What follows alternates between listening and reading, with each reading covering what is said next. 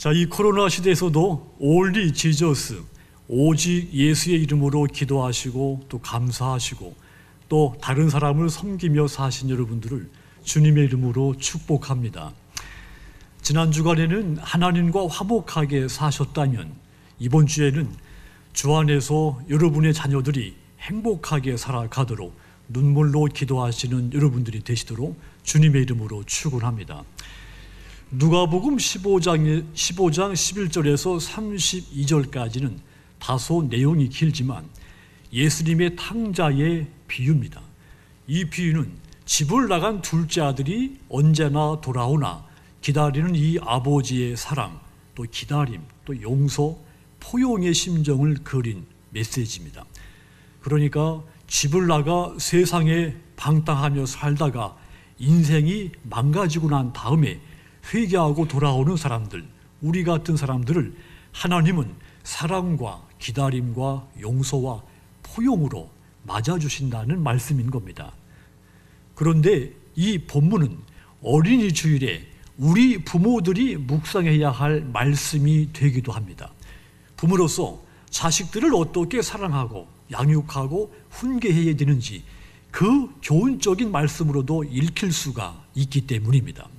자, 이 탕자 이야기에서 겉으로는 표현이 되어 있지 않지만 충분히 이 말씀의 그 주변 상황들이 가능한 상황들을 우리가 바탕으로 삼아서 좋은 믿음의 부모가 될 수 있는 교훈을 얻으시고 또 이를 통해서 은혜를 받으시도록 주님의 이름으로 축원합니다. 먼저 이 둘째 아들이 왜 집을 나갔을까 생각해 보아야 할 것 같습니다. 왜냐하면 이 질문이 탕자 이야기의 원인과 결과를 설명해 줄 수 있는 중요한 질문이기 때문이죠. 둘째 아들이 자기 몫의 유산을 미리 달라고 해서 이를 받아가지고 집을 나갔습니다. 왜 둘째 아들이 집을 나갔을까요? 첫째 원인은 자기 자신의 허황된 생각 때문에 집을 나갔습니다. 그런데 오늘 본문은 좀 다른 각도에서 생각해 봅니다. 어쩌면 둘째 아들이 집을 나가게 된 원인이 아버지에게도 있지 않았을까 이런 생각도 들기 때문이죠. 물론 성경에 그렇다고 하는 이유가 기록된 것은 아닙니다.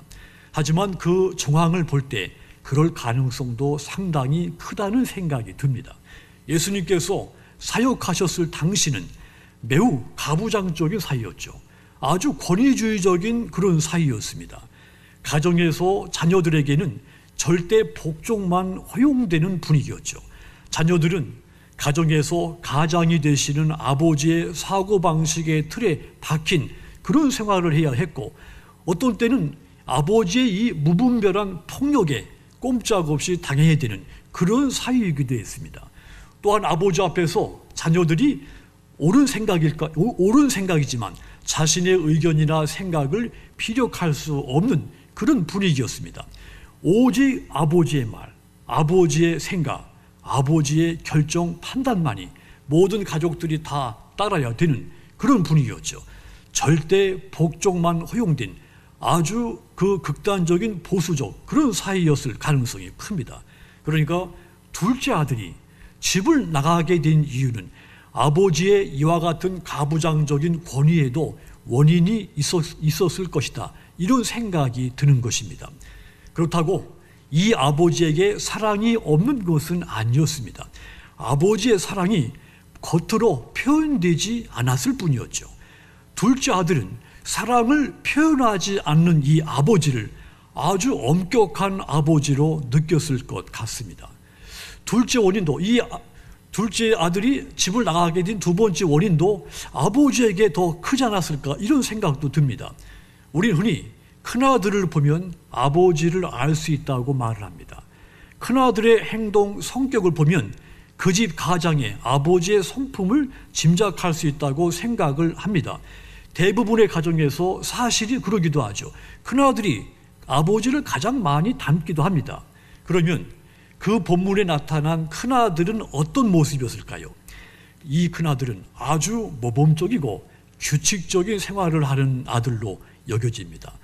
이 큰아들 본인 말 그대로 한 번도 흐트러지는 모습을 보인 적이 없는 완벽주의자라고 할 수가 있습니다. 누가복음 15장 29절에는 큰아들의 이야기가 있죠. 아버지께 대답하여 이르되 내가 여러 해 아버지를 섬겨 명을 어김이 없거늘 내게는 염소 새끼라도 주어 나와 내 벗으로 즐기게 하신 일이 없더니. 큰아들이 하는 말 그대로 여러 해를 두고 아버지를 집에서 모시고 살았습니다. 아버지의 명령, 그러면서 아버지의 명령을 말씀에 한 번도 어긴 적이 없다고 했습니다. 1년, 2년 모시고 산 것이 아닙니다. 성인이 될 때까지 말이죠.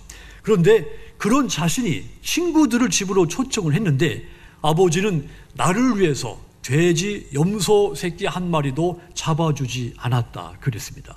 그렇다면 이 큰아들, 그런 아버지에 대해서 섭섭한 마음이 상당히 컸을 겁니다. 또 그 문맥상 보면 매우 섭섭했다는 이야기죠. 그래도 이 큰아들 말입니다. 자신의 감정을 사귀고 또 사깁니다. 자기 관리, 자기 절제에 아주 철저하다는 뜻입니다. 그래서 동생이 집에 돌아왔을 때 이 큰아들은 동생을 이해하지 못하는 겁니다. 무절제하고 곱비 풀린 망아지처럼 사는 이 동생, 이 큰아들의 가치관, 큰아들의 의식으로 볼 땐 도무지 이 동생을 인정할 수가 없는 겁니다. 자기는 지금까지 아버지를 도우며 허리가 휘어지고 뼈가 부러지도록 일했습니다. 하지만 이 아버지가 자신에게 섭섭하게 했는데 그럼에도 불구하고 자신은 그 감정을 겉으로 조금이라도 눈치챌 만큼이라도 드러내지 않고 속으로 사귀고 살아왔습니다. 그런데 동생은 어떠합니까? 술에 빠져서 아버지의 돈을 다 탕진하고 방탕하게 살았습니다. 그런 동생을 받아들인다는 건 자신의 자신을 인정하지 못, 자신이 지금까지 지켜온 모든 것들이 물거품이라고 하는 뜻이죠. 자신의 성실, 완벽성 모독하는 것과 똑같은 겁니다. 그래서 이 큰아들 더 동생을 받아들일 수가 없는 겁니다. 완벽주의자들은 다른 사람들의 실수에 대해서 아주 냉정하게 대하는 경향이 크죠. 잘못하고 회개하고 돌이키는 사람들에 대해서까지도 매우 인색한 경향이 큽니다. 완벽주의자들한테는 말입니다. 이 완벽주의자들은 전통을 어긴다거나 어른들의 권위를 무시한다거나 규율, 이 어떤 그 규칙을 어긴다, 이런 것들은 상상하지 못합니다. 이런 것들을 이해하지 못하는 경향이 크죠. 이해가 되더라도 이해하려고 노력하지 않습니다. 완벽주의자, 철저하고도 엄격한 모습, 극도로 자기 감정을 사귀는 모습, 이것이 큰아들의 모습이죠. 그렇다면 아버지도 그와 같은 사람이었을 가능성이 매우 높은 겁니다. 어쩌면 이 아버지는 이 큰아들보다 더 완벽을 추구하며 더 엄격한 사람이었을 가능성이 큽니다. 상황이 이렇다고 우리가 추측을 한다면 둘째 아들이 왜 집을 나가게 됐는지 그 이유가 어느 정도 짐작도 되고 이해도 할 수 있을 것 같습니다. 둘째 아들은 이 분위기에서 벗어나고 싶었을 것 같습니다. 억압적이고 숨막히는 그 집안 분위기에서 탈출하고 싶었을 생각이 듭니다.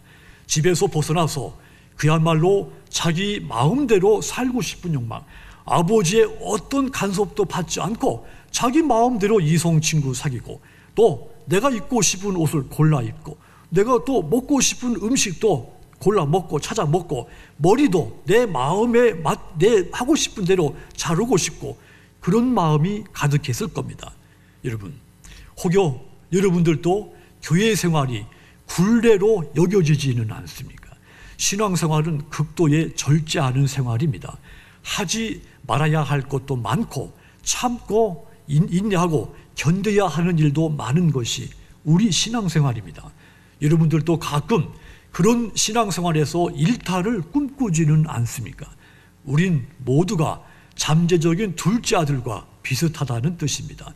둘째 아들로서는 부모로부터 간섭받지 않고 자기 마음대로 하고 싶은 마음, 굴뚝같이 컸을 것 같습니다. 그런데 집안에서는 이런 자유는 엄두를 낼 수가 없는 일이죠. 엄격하고도 관습, 가문, 전통에 철저한 완벽할 것한 이 아버지 밑에서 이런 자유는 감히 상상도 할 수 없는 일입니다. 그래서 이 둘째 아들 집을 나가기로 마음을 먹은 겁니다. 그런데 세상은 그를 가만두지 않았습니다. 빠르게 그를 방탕의 길, 파멸의 길로 이끌고 가버렸죠. 술을 가까이 하게 만들었고 결국은 아버지의 돈을 다 탕진하고 노숙인이 되게 만듭니다. 누가복음 15장 16절 보시면 그가 돼지 먹는 쥐염 열매로 배를 채우고자 하되 주는 자가 없느니라 그랬습니다. 돼지나 먹는 쥐염 열매조차도 얻어먹지 못할 만큼 그는 삶이 망가지고 만 겁니다. 이쯤에서 다시 아버지의 모습을 또 생각해 보아야 합니다. 둘째 아들이 집을 나가고 나서 이 아버지는 심각한 고민과 생각에 빠졌을 것 같습니다. 아버지의 생각에 왜 둘째가 집을 나가고 싶었을까? 무엇이 문제였을까? 내가 자식에게 무엇을 잘못했을까? 둘째는 나에게 무엇이 불만이었을까? 아마도 이 아버지는 둘째가 집을 나가고 난 다음부터 자기의 지금까지 자신의 자식 사랑의 방법에 대해서 끊임없이 생각을 돌이켰을 것 같습니다. 부모라면 당연한 일입니다.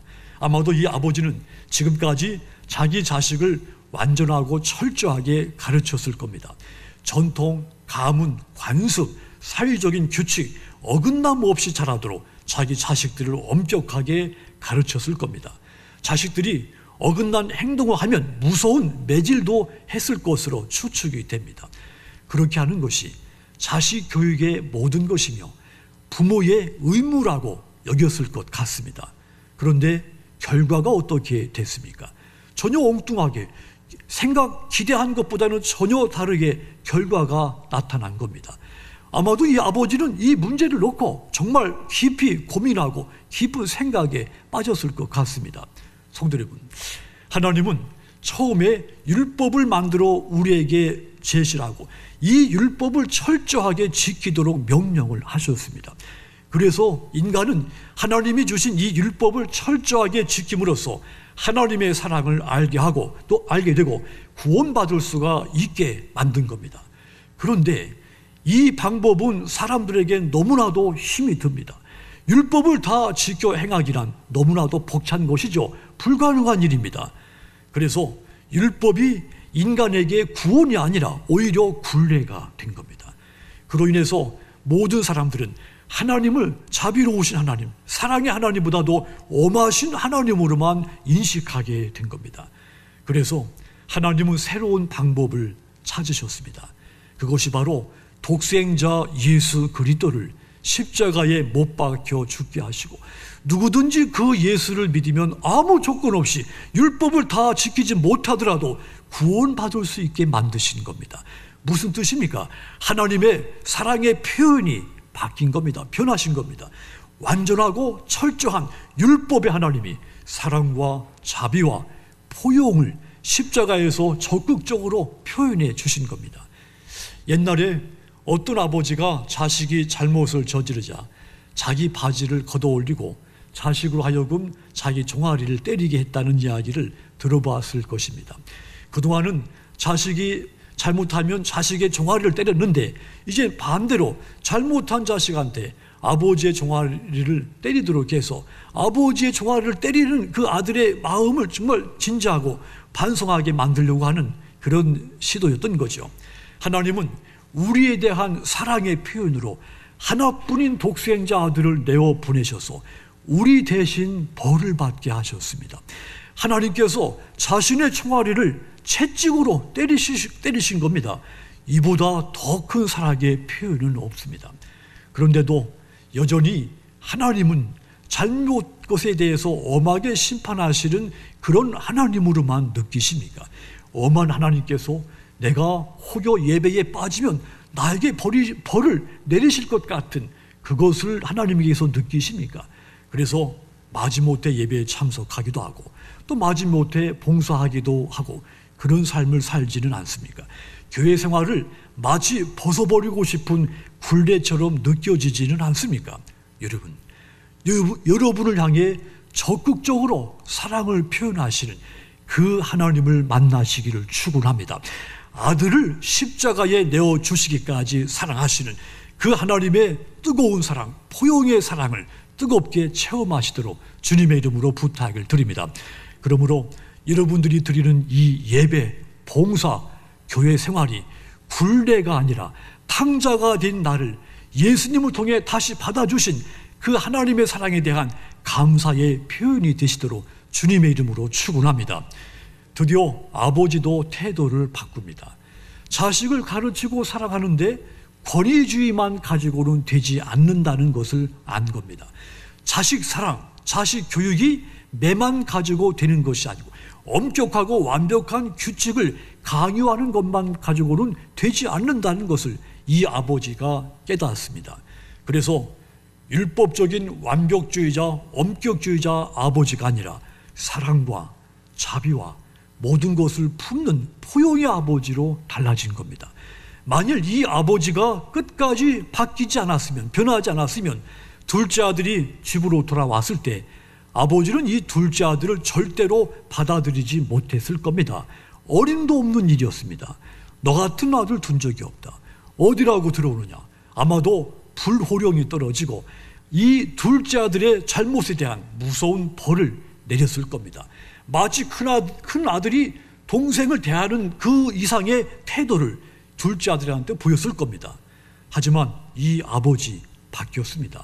누가복음 15장 32절 보시면 이 네 동생은 죽었다가 살아났으며 내가 잃었다가 얻었기로 우리가 즐거워하고 기뻐하는 것이 마땅하다 아니라. 둘째 아들이 마치 죽었다가 살아 돌아온 것 같이 즐거워하고 기뻐하며 이 탕자를 받아준 겁니다. 이렇게 하는 것이 진정한 아버지, 이것이 부모의 자식에 대한 진정한 사랑인 겁니다. 성도 여러분, 오늘 본문 잠언 13장 24절 다시 보시면 매를 아끼는 자는 그의 자식을 미워함이라 자식을 사랑하는 자는 근실이 징계하느니라. 이 말씀을 표준 세번역 성경으로 읽으면 이렇습니다. 매를 아끼는 것은 자식을 사랑하지 않는 것이다. 자식을 사랑하는 사람은 훈계를 게을리하지 않는다. 이렇게 번역이 됐습니다. 매와 훈계가 똑같이 강조되어 있죠. 옛날 성경은 매가 강조된 것 같이 되는데 이것을 표준 세번역이나 새로운 번역을 읽으면 매와 훈계 똑같이 강조가 된 겁니다. 자식을 사랑한다면 자식이 잘못했을 때 매도 아끼지 않아야 되지만 또 똑같이 훈계하는 것도 게을리해서는 안 된다, 이런 말입니다. 그런데 과거 우리 부모들 매만 가지면 자식 교육 문제없다고 생각했습니다. 그래서 간혹 아버지들은 자녀들에게 무관심하다가도 자식이 조금이라도 잘못하거나 실수하면 이유, 상황, 까닭을 묻지 않고 매를 먼저 들기도 했죠. 하지만 여러분, 자식을 교육하고 자식을 사랑하는 데는 매만 가지고는 되지 않습니다. 자녀들의 마음의 상태를 살펴 끊임없이 훈계를 해야 합니다. 훈계는 말이죠, 타일러서 잘못이 없도록 주의를 주는 게 훈계입니다. 그러므로 훈계를 하려면 어떻게 해야 되겠습니까? 자식들한테 끊임없이 관심을 갖고 자식들을 바라보아야 되는 겁니다. 에베소서 6장 4절도 보시면 또 아비들아 너희 자녀를 노엽게 하지 말고 오직 주의 교훈과 훈계로 양육하라 했습니다. 이 부분을 표준 세번역 성경으로 보면 어버이들은 자녀의 마음에 상처를 입히지 말고 주님의 정신으로 교육하고 훈계하며 잘 기르십시오. 자녀 마음에 상처 주지 말고 예수님의 마음으로 훈계하고 교육하고 잘 길러라, 그런 말이죠. 이 말도 또 공동번역 성경으로도 보면 또 의미가 또 다르게 읽혀집니다. 아버지이신 여러분, 여러분의 자녀를 노엽게 하지 말고 주님의 훈련과 훈계로 기르십시오. 자녀를 노엽게 하거나 화나게 하지 말라 했습니다. 훈련, 훈계로 자녀들을 잘 길러라 그랬습니다. 현대인의 성경으로도 보면 이렇습니다. 부모들은 자녀의 감정을 건드려 화나게 하지 말고 주님의 훈계와 가르침으로 잘 기르십시오. 자녀들의 감정을, 자존심을 건드려서 아이들이 화가 나게 하지 말라 했습니다. 예수님의 마음으로 훈계와 가르침으로 자녀들을 잘 길러라 그랬습니다. 데살로니가전서 2장 11절도 보시면 너희도 아는 바와 같이 우리가 너희 각 사람에게 아버지가 자기 자녀에게 하듯 권면하고 위로하고 경계하노니 자녀들을 격려하고 위로하고 권면하라 했습니다. 이 말씀들을 종합하면 이렇습니다. 자식 교육, 자식 사랑은 매보다 예수님의 사랑으로, 예수님의 마음으로 타이르고 훈계하는 것이 더 중요하다는 말입니다. 그렇다면 여러분, 아직도 자식에 대해서 권위주의로 윽박지르고는 있지는 않습니까? 자녀들의 자존심, 감정을 존중하지 않고 매를 먼저 드시는 사람이 있습니까? 반드시 바뀌어야 됩니다. 그렇지 않으면 우리의 자녀들도 부모에게서, 나에게서 벗어나려고 계획하고 시도할지도 모릅니다. 이 둘째 탕자같이 집을 벗어나려고 하는 그런 자식을 어느 날 내가 그런 자식을 보게 될지도 모릅니다. 그래서 사랑이라고 하는 이름으로 매를 들기 전에 예수님의 마음으로 타이르고 훈계하고 눈물로 이 자녀들을 보살펴 그 자녀들의 그 생각을 살펴보시도록 부탁을 드립니다. 부모가 변해야 자녀들도 바뀝니다. 무섭고 엄격한 부모가 아니라 모든 것을 받아주고 사랑스러운 부모로 바뀌어야 되는 겁니다. 이것이 성경이 가르치는 부모의 태도며 예수 믿는 모든 부모들이 가져야 할 자녀에 대한 마음과 태도인 겁니다. 누가복음 23장 28절 보시면 예수께서 돌이켜 그들을 향하여 이르시되 예루살렘의 딸들아 나를 위하여 울지 말고 너희와 너희 자녀를 위하여 울라 그랬습니다. 십자가에 달리신 예수님을 바라보면서 슬퍼 우는 이 여인들에게 예수님은 나를 위해서 울지 말고 너희 자녀들을 위해서 울라고 했습니다. 부모들은 자식들의 삶을 위해서 울며 기도해야 하는 것입니다. 이것은 사랑의 매야. 그러면서 매를 들고 쫓아다니지 말고 눈물로 자식들을 격려하고 권면하고 위로하고 기도해야 하는 겁니다. 사랑하는 성도 여러분, 예수님은 어린아이들을 존중하고 사랑하셨습니다. 제가 알고 있기로는 세계의 종교들 가운데 어린이주의를 지키는 종교는 우리 기독교밖에 없습니다. 마가복음 10장 14절 보시면 예수께서 보시고 노하시어 이르시되 어린아이들이 내게 오는 것을 용납하고 금하지 말라. 하나님의 나라가 이런 자의 것이니라 했습니다. 하나님의 나라가 어린아이 같은 그런 사람들의 것이다는 이야기죠. 어린이처럼 하나님 나라를 받아들이는 사람만이 하나님의 나라에 들어갈 수가 있다 했습니다. 어린이들은 모든 것을 순수히 선물로 받습니다. 모르는 사람들로부터도 선물로 주면 순수히 그걸 선물로 받죠. 믿음이란 하나님의 선물입니다. 하나님의 선물인 이 믿음을 순순히 받아들인 사람이 구원받는 것까지 어린아이처럼 하나님의 나라를 순순히 받는 사람만이 천국에 들어갈 수 있다 했습니다. 어린이는 예수님에게 소중한 존재였습니다. 마찬가지로 이 땅의 모든 어린이들, 교회와 모든 부모들에게 이 사회의 소중한 존재입니다. 그렇다면 어린이들을 존중하고 사랑해야 하는 것은 마땅한 일입니다. 그러므로 자녀들에게 사랑의 이름으로 매를 들기 전에 나의 자식 교육 방법, 자식 사랑 방법에 문제는 없는지 돌아봐야 합니다. 자식이 내 곁을 떠나려고 하는 그 이유가 무엇일까?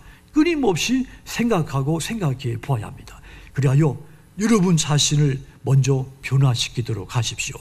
사랑의 매 대신에 눈물로서 자녀들을 위해 위로하고 격려하고 칭찬하는 자애로운 부모가 되셔서 여러분의 모든 자녀들이 주 안에서 행복하고 기쁘게 살게 되기를 주님의 이름으로 축원합니다. 기도하겠습니다.